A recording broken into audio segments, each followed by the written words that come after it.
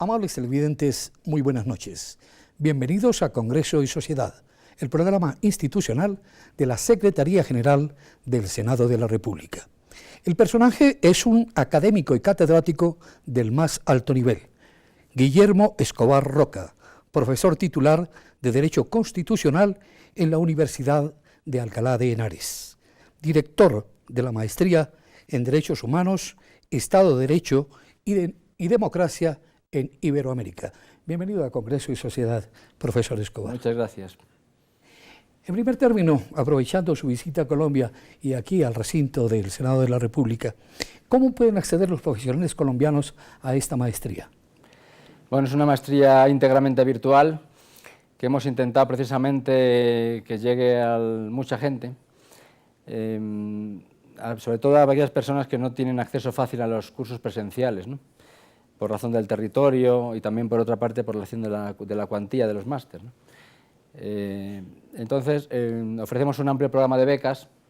Inicialmente va dirigido a las Defensorías del Pueblo iberoamericanas, pero se extiende a cualquier otra institución. Entonces, el sistema de becas que ofrecemos del 50% del coste total exige un acuerdo con una institución pública o privada que nos suministre, digamos, por decirlo de alguna manera, un número mínimo de alumnos anuales que ciframos en 10. Entonces, si hay 10 alumnos que pertenecen a la misma institución, les ofrecemos una beca del 50%. Ya casi una década este programa. Sí, bueno, la maestría se integra en un proyecto de la Universidad de Alcalá que inició en 1999, que ha tenido distintos socios desde su origen y se está dirigido básicamente a mejorar la capacitación de los funcionarios de las Defensorías del Pueblo de los países iberoamericanos, ¿no?, que son 20 países, lo que cuentan en este momento con Defensoría del Pueblo en América Latina, todos los países latinoamericanos, salvo Chile, y España, Portugal y Andorra. Estos conforman la Federación Iberoamericana de Ombudsman, que es la agrupación de estas instituciones que comparten, son muy parecidas en sus competencias, y con este programa de la Universidad de Alcalá, además de potenciar y favorecer el desarrollo de esta federación, intentamos también poner en contacto, ¿no?, las distintas experiencias, ¿no?, porque son instituciones en muchos países con un alto nivel técnico, pero que a veces no se conectan entre sí, ¿no? Digamos, la óptica nuestra es la óptica del derecho comparado, fundamentalmente, ¿no?, porque las defensorías manejan el derecho como arma fundamental de su trabajo, ¿no?, y desde luego sorprende, ¿no?, darse cuenta de las grandes similitudes que existen entre nuestros países, ¿no?, aunque las circunstancias sociales a veces son algo distintas, pero desde el punto de vista jurídico, nuestros marcos constitucionales y el derecho internacional son coincidentes y por tanto permiten hacer un diálogo realmente iberoamericano entre todos nosotros, que es muy enriquecedor para todos. ¿Qué tan avanzado está la protección de los derechos humanos en Colombia, por ejemplo? Bueno, yo no creo que sea una situación muy distinta a la del resto de la región. Hay una Constitución con una protección muy amplia, muy alta de los derechos. La Constitución del 91 es una Constitución generosa, no solamente en el listado de los derechos reconocidos, sino también en el de las garantías. Incluso se le critica a Colombia, a mi juicio, injustamente, por un exceso de protección, un exceso de constitucionalización, una hiperconstitucionalización del sistema, ¿no? O sea, desde el punto de vista jurídico, me parece que las garantías son fuertes, el sistema funciona correctamente a grandes rasgos, aunque se produce el fenómeno común a la región, que no es colombiano, como una dificultad estructural de eliminar del todo, de suavizar las fuertes desigualdades, ¿no?, que existen todavía en la sociedad y que digamos que son un problema que afecta no solamente a los derechos específicamente sociales, ¿no?, sino a todos, ¿no?, porque indirectamente que encarece de los medios necesarios para la subsistencia, pues también tiene dificultades para el ejercicio de otros derechos, como la participación política, por ejemplo, ¿no? En ese sentido, bueno, pues no creo que la situación sea especialmente grave. Hay instituciones que trabajan en ello y los progresos son evidentes, ¿no? Yo creo que que no podría calificar con un sí o un no, sino una situación me parece sobre todo en progreso, favorable hacia un perfeccionamiento, porque los derechos humanos nunca se acaban de conseguir, ¿no? Siempre son utopías a las que se va caminando poco a poco. Claro, ustedes tienen un problema peculiar, distinto a los otros países en este momento, que es la persistencia todavía de focos de subversión. Pero bueno, parece ser que también estos problemas esperemos que sean también coyunturales, ¿no? Y que llegue un momento en que tengan su finalización. Con mucha ilusión estamos trabajando un proceso de paz que nos lleve al término de este conflicto. Conocemos la proverbial modestia de los académicos, pero hay 5 libros suyos que son referentes y que se estudian acá en las universidades. ¿Cuáles son esos libros? Bueno, yo me dedico fundamentalmente como línea que más se repita en mi trabajo, a los derechos quizá que algunos llaman de tercera generación, novedosos, que en realidad no lo son tanto, en realidad son nuevas aproximaciones o actualización de derechos viejos, de derechos clásicos, ¿no? Mi tesis doctoral fue sobre la objeción de conciencia, que no es que sea un derecho nuevo, sino que es una actualización o una ampliación del contenido de algo tan antiguo como la libertad ideológica y de conciencia, ¿no? Después he trabajado el tema del medio ambiente desde el punto de vista constitucional. Esto sí podría ser considerado un nuevo derecho, aunque yo creo que también es una prolongación de derechos viejos, ¿no? Como puede ser la salud o incluso la vida, ¿no? He trabajado el tema también de los medios de comunicación, de potenciando la figura del periodista individual, fundamentalmente, así como, por ejemplo, una de mis últimas publicaciones es un tratado sobre los derechos sociales, donde enfocamos, además de la teoría general de los mismos, pues un análisis particularizado de los más importantes: educación, salud, vivienda, etc. Guillermo Escobar Roca, director del Departamento de Ciencias Jurídicas y profesor titular de Derecho Constitucional de la Universidad de Alcalá de Henares, en España. Vamos a algunos mensajes institucionales y ya regresamos.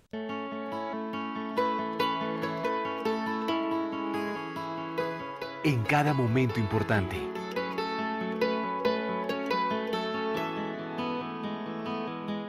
En cada alegría.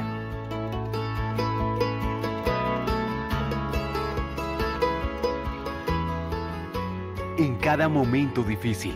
La registraduría acompaña la vida de todos los colombianos. Cada colombiano cuenta. Registraduría Nacional del Estado Civil. La democracia es nuestra huella.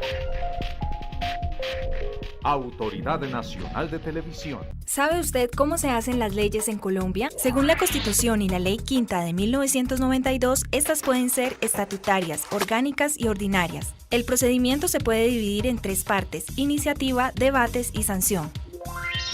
¿Quiénes pueden presentarlas? Cualquier congresista, algunos altos funcionarios del Estado y los ciudadanos a través de la iniciativa popular. Después de presentado el proyecto de ley, este debe superar 4 debates en el Congreso. Estos debates inician en una de las comisiones de acuerdo a la temática del proyecto de ley. Luego pasa a ser debatido y votado en la plenaria de la respectiva Cámara. Posteriormente, el procedimiento de debate se repite en la otra Cámara. Al ser aprobado en los 4 debates, el proyecto de ley debe ser sancionado por el presidente para que entre en vigencia y se convierta en ley de la República. Encuentra más información en nuestro portal web.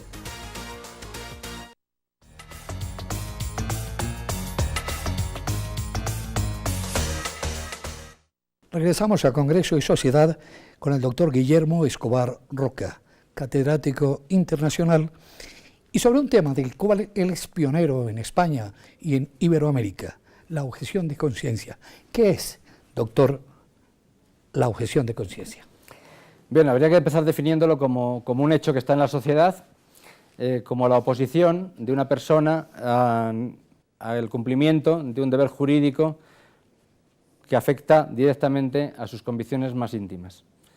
Esto sería como hecho social, y ahora habría que plantear a partir de ahí si lo consideramos o no un derecho, ¿no? Pero como hecho social existe. En Colombia, particularmente en el Congreso colombiano, cursa un debate tortuoso, lento, alrededor del tema de una ley de objeción de conciencia. ¿Tiene conocimiento de esa ley? Sí, he conocido el proyecto. Creo que no es la primera vez que se plantea en Colombia este asunto. y me parece, si puedo opinar sobre esa primera lectura que he realizado, me parece un proyecto bastante interesante porque además introduce una novedad en el derecho comparado, al menos en lo que yo conozco, como es no solamente el reconocimiento del derecho en su ámbito más clásico, más conocido, ¿no?, como es el servicio militar, sino que también introduce otros posibles supuestos de objeción y en concreto el también muy conocido, aunque raramente regulado en las leyes, a los tratamientos a determinadas actuaciones médicas, ¿no?, sin perjuicio de que existan otros supuestos posibles que no están en la ley. No se cierra esta posibilidad, de manera que me parece interesante por esta ampliación del campo tradicional del servicio militar. Se habla también de la objeción de conciencia en el matrimonio gay, que está avanzando esa posibilidad en Colombia de que sea establecido como tal, y ya algunos jueces han dicho que se negarían por objeción de conciencia a realizar el matrimonio. Sí, la verdad es que podría ir en contra de algunas convicciones el reconocimiento de este matrimonio. Hay que pensar que lo ideal es objetivar los conflictos de conciencia, es decir, que no... Pues siempre la crítica que se hace a la objeción de conciencia es que se pondría fin a la seguridad jurídica, ¿no?, si cada uno pudiera desobedecer las normas con arreglo a sus convicciones, pero al final estas convicciones que sirven para oponerse al cumplimiento de los deberes se van objetivando, es decir, son, de alguna manera, derivan de religiones o ideologías conocidas, no son individuales de un solo momento, aunque al final son ejercidas de manera individual, pero no son inventadas por el objetor, sino que proceden de una ideología previa, ¿no?, como en este caso, fundamentalmente, pues la religión católica, sería el supuesto más típico, ¿no? El problema que plantea este caso es el problema del sujeto que ejerce el derecho, ¿no?, que es un funcionario, ¿no?, y que por tanto pues es más discutible, ¿no?, que pueda ser titular del derecho, ¿no? Ahora bien, hay que tener en cuenta que cuando él entró en la condición de funcionario no existía esta posibilidad, es decir, de manera que, porque el cambio, en caso de producirse, ¿no?, que creo que aún no se ha producido en Colombia, se ha producido después de la toma de posesión de este funcionario, de manera que yo no me negaría de raíz a la atribución de este derecho a los notarios o jueces también, ¿no? El problema siempre de fondo de la objeción de conciencia es qué bienes jurídicos se afectan, qué otros intereses afectan con la negativa del objetor a cumplir su deber, ¿no? En este sentido, si esa prestación de celebración del matrimonio puede ser realizada por otro funcionario, no habría ningún daño al derecho correlativo, digamos, o que se podría contraponer al ejercicio de la objeción, de manera que no lo veo un problema grave desde ese punto de vista. El problema se produciría si no hubiera, digamos, otra forma de salvaguardar los intereses contrarios y que, en definitiva, son los que dan vida y fundamentan el deber que se objeta. Pasemos a otro tema, doctor Guillermo Escobar, la situación de los derechos sociales con relación a la crisis económica global. Sí, evidentemente, todos los derechos humanos y fundamentales de alguna manera cuestan dinero. Por ejemplo, el derecho de propiedad requiere una estructura policial para defenderla, ¿no? Pero tradicionalmente el presupuesto del Estado se focaliza fundamentalmente a la prestación de los servicios públicos que garantizan los derechos sociales, de manera que si hay una crisis económica que afecta al presupuesto del Estado, es lógico que estos derechos sociales se debiliten, ¿no? Entonces, lo que habría que tener claro de entrada para enfocar este problema es si la existencia constitucional de los derechos sociales justifica limitaciones al legislador presupuestario, limitaciones, diríamos, positivas, es decir, que el legislador presupuestario tiene la obligación, en todo caso, aunque haya crisis económica, de satisfacer al menos el contenido básico de estos derechos sociales, ¿no? Si esto se tiene claro, la crisis económica no debería afectar a los derechos sociales, debería, digamos, hacerse una distribución de las partidas presupuestarias diferente, pero conservando siempre ese núcleo básico económico que es necesario, imprescindible para la garantía de derechos como la educación, la salud, la vivienda, las pensiones, etc. Ahora, como esto no se tiene claro por parte de todos los parlamentos, yo diría, ejecutivos sobre todo, pues es el problema de la crisis que tenemos también de los derechos sociales. No solamente afecta al nivel de vida de los ciudadanos, sino algo tan importante como su ejercicio real de los derechos que tienen reconocidos en la Constitución. Otro tema que es común a sus estudios, sus conocimientos y sus investigaciones, la experiencia de aplicación en España de la ley de transparencia en términos de obstáculos y aciertos. Sí, tenemos una ley muy reciente de transparencia, hace poco más de 2 años. España era de los últimos países europeos en incorporar esta materia a su legislación, de manera que nuestra experiencia no es de muy largo alcance. Hay que decir que este tipo de normas chocan con una cultura tradicional administrativa del secreto, ¿no? Que no es solamente un fenómeno español y que es muy difícil de romper con una ley, ¿no? Es decir, bueno, si me permite brevemente resumir las formas de transparencia, la transparencia clásica es la transparencia pasiva, según la cual la Administración tiene sus documentos, sus archivos, sus datos y no tiene la obligación de difundirlos, pero si el ciudadano se lo pide, sí tiene la obligación de dárselo, en el caso individual. Esta ley lo que hace es cambiar este modelo, sino que la Administración pública y otros órganos del Estado también, pero en principio sobre todo se enfoca a la Administración pública, tienen la obligación activa, transparencia activa, de publicar una serie de datos sin que los ciudadanos se lo pidan, ¿no? Evitando ese engorroso trámite de tener que acudir los ciudadanos a pedir caso por caso la información, ¿no? Y eso, pues, de momento está funcionando relativamente bien, ¿no? El problema es ¿qué hacemos con esos datos, ¿no? Porque, claro, digamos, la transparencia, incluso la transparencia activa, a la que me estoy refiriendo en esa nueva concepción de la transparencia es un instrumento, no es un fin en sí mismo, sino que sirve para algo, ¿no? Y básicamente es un instrumento para facilitar, favorecer, promocionar el ejercicio de la participación, ¿no? En un sentido amplio, que los ciudadanos conozcan lo que hacen los poderes públicos y así puedan criticar y juzgar y tomar decisiones, por ejemplo, en unas elecciones.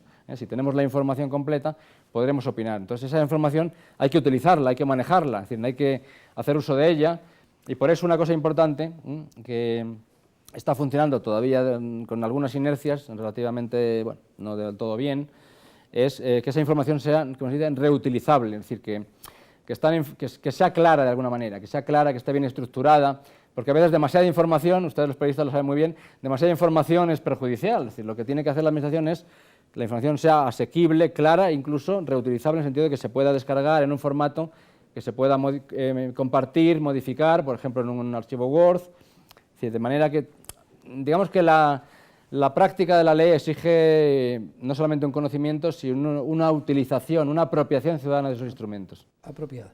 Guillermo Escobar Roca, catedrático internacional, presente aquí en Colombia y en Congreso y Sociedad.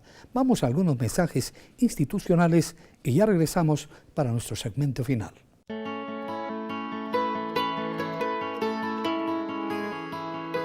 En cada momento importante.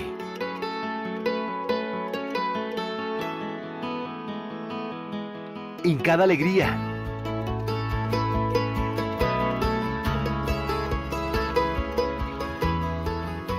En cada momento difícil, la Registraduría acompaña la vida de todos los colombianos. Cada colombiano cuenta. Registraduría Nacional del Estado Civil. La democracia es nuestra huella.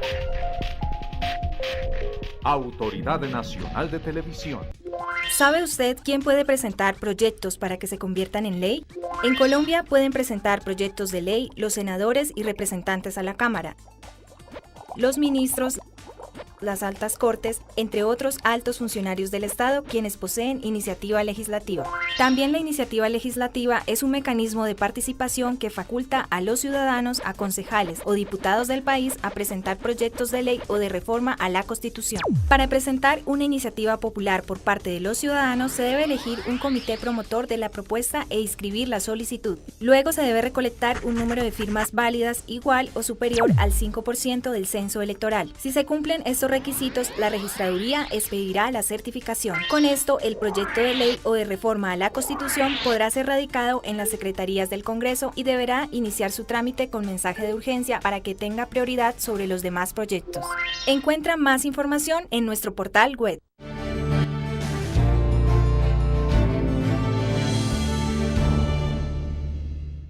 Guillermo Escobar Roca, en Congreso y Sociedad. Doctor Escobar, la transparencia y los medios de comunicación, ¿cuál es la relación? Bueno, en primer lugar, la transparencia es un instrumento que está en manos, como decíamos, de todos los ciudadanos, pero especialmente de los medios de comunicación. Es decir, quienes están haciendo uso de estos mecanismos de transparencia novedosos, más exigentes que los anteriores, son los periodistas, de manera que ya no es tan fácil para el poder escudarse en razones de interés general, de secretos de Estado, de lo más variada índole, porque estas son excepciones, ¿no?, al deber general de transparencia. De manera que, en primer lugar, es un arma importante que mejora el trabajo de los periodistas, no solo de los periodistas, también cualquier ciudadano, pero especialmente de los profesionales que se dedican precisamente a suministrar información al público. De manera que los periodistas es muy importante porque de esa gran cantidad de información que ahora tenemos más disponible o más disponible que antes, los periodistas deben seleccionar, cribar, organizar para luego, digamos, extender a la opinión pública, ¿no? Pero, por otro lado, tenemos un problema de la transparencia de los propios medios de comunicación, ¿no? Si ellos exigen transparencia, también en contrapartida ellos deberían ser transparentes, ¿no? Cosa que resulta todavía muy polémica. Es decir, las leyes se refieren fundamentalmente a la transparencia de los poderes públicos, cuando el problema realmente no es solamente la transparencia del poder político, sino también la transparencia del poder en general, ¿no? En la medida en que los medios, o algunos medios, mejor dicho, porque no todos, ¿no?, ejercen poder, deberían también ser objeto de transparencia y, de hecho, en algunas empresas, las importantes, son también sujetas a las leyes de transparencia, es decir, saber quiénes son los accionistas de los grandes medios de comunicación. Las concentraciones de medios son un problema grave sobre el cual no siempre tenemos los datos para conocer y que afecta al pluralismo de la sociedad y por tanto, indirectamente afecta a la calidad de la democracia, ¿no? De manera que eso es otra tarea pendiente yo creo, de la agenda pública a más medio plazo, pero yo creo que habremos que ir por partes, ¿no? Es decir, vamos primero a afianzar la transparencia pública y ya veremos después la transparencia privada, ¿no? En los medios de comunicación. Doctor, ella alarga su trayectoria de colaboración, de aporte a la Defensoría del Pueblo, a la figura de los ombudsman, que nace en Suecia. ¿Cuál ha sido esa vinculación?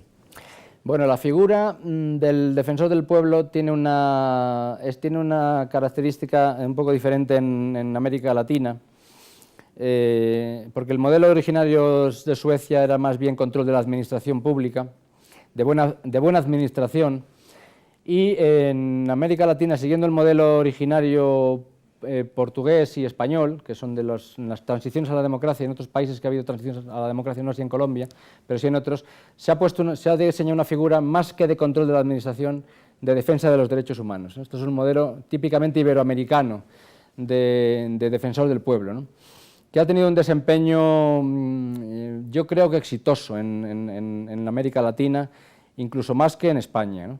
Es decir, aquí las instituciones de defensor del pueblo en América Latina son bastante fuertes, ¿no?, están reconocidas a nivel constitucional y tienen una ventaja, a diferencia de la garantía típica, ¿no?, tradicional de los derechos, que es la garantía judicial.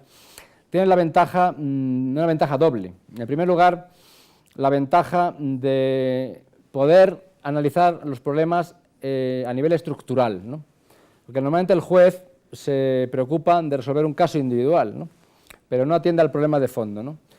Y los jueces, por otra parte, no pueden recomendar reformas legislativas, ellos aplican la legislación vigente, ¿no? Mientras que el defensor del pueblo tiene la ventaja también de poder hacer propuestas de reforma legislativa y de políticas públicas, además de la cercanía al ciudadano, porque a veces el ciudadano lo que se encuentra con el aparato judicial es un aparato distante, burocratizado, frío, tiene que trabajar con la intermediación de un abogado, mientras que el trato con el ombudsman es un trato directo, personalizado, gratuito, rápido, informal, de manera que es una institución que está funcionando muy bien y que, aunque no tiene poder coactivo en sus decisiones, como sí lo tienen los jueces, sin embargo, por su capacidad de persuasión, su prestigio, autoridad, dependiendo de los momentos también, pues tiene una gran capacidad de cambiar las cosas en beneficio de los ciudadanos, de manera que es una institución exitosa y de futuro. Finalmente, y ya para concluir, ¿Qué compromisos académicos fundamentales lo trajeron esta vez a Colombia? Bueno, yo venía inicialmente a la Universidad de Bucaramanga, la UNAP, Universidad Autónoma de Bucaramanga, de un convenio que tenemos de mi universidad, la Universidad de Alcalá, con ellos, en varios ámbitos, ¿no? Un convenio muy amplio, han venido profesores de ingeniería, profesores de economía, de pedagogía, han venido también nuestro rector, y hemos hecho un seminario interdisciplinar para varios alumnos y, sobre todo, en el caso mío particular, el seguimiento de las tesis doctorales de algunos profesores allí de la universidad que están haciendo la tesis en nuestra universidad. ¿Y en Bogotá, con el Consejo de Estado?